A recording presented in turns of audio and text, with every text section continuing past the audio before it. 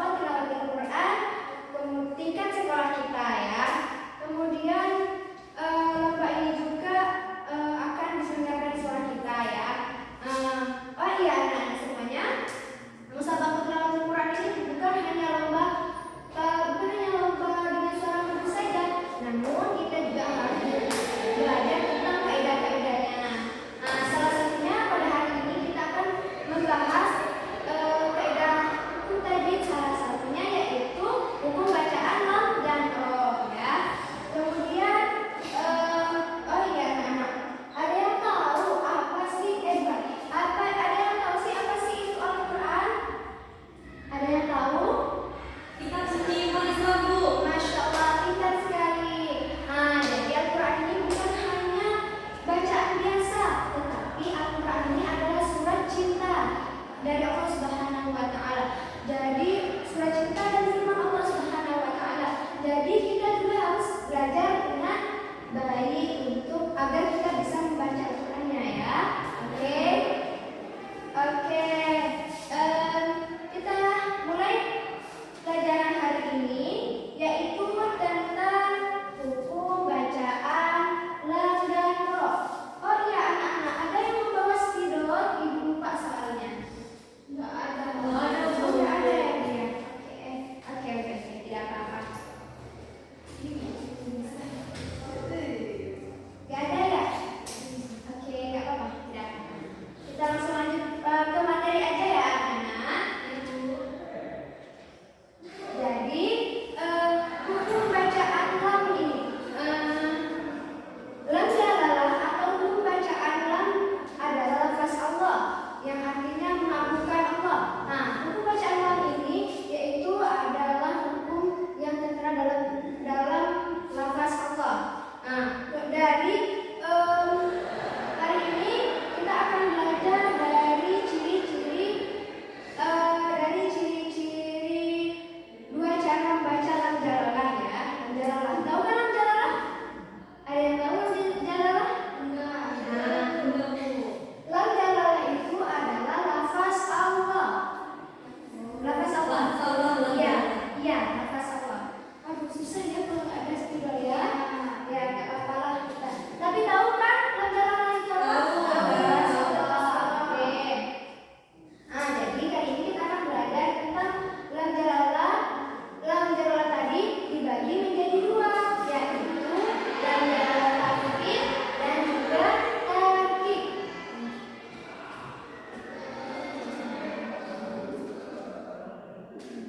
Oke, anak-anak ada yang tahu lam jalalah takrib itu apa? Belum. Oke, kita belajar hari ini ya. Jadi lam jalalah takrib itu adalah lam jalalah yang dibaca dengan tebal. Nah, kalau dengan tarkib itu lam jalalah yang dibaca dengan tipis. Oke. Kemudian cara membaca lam jalalah, kedua bibir menjorok ke depan. Suara yang keluar pun tidak seperti bunyi A, melainkan seperti bunyi O. Contohnya, ini kan yang tafsir di bagian lam jalalah tafsir dulu ya, yang belajar ya. Nanti kita baru belajar yang tafsir. Nah, contoh dari lam jalalah tafsir ini seperti lafaz kita yang kita baca tadi, Quran surah Al-Ikhlas yang Bismillahirrahmanirrahim. Allahus Samad, ini lafaz Allah itu ya. Nah, kan bacanya harus dengan tebal. Oke, seperti Allahu la ilaha illa huwal hayyul qayyum ya.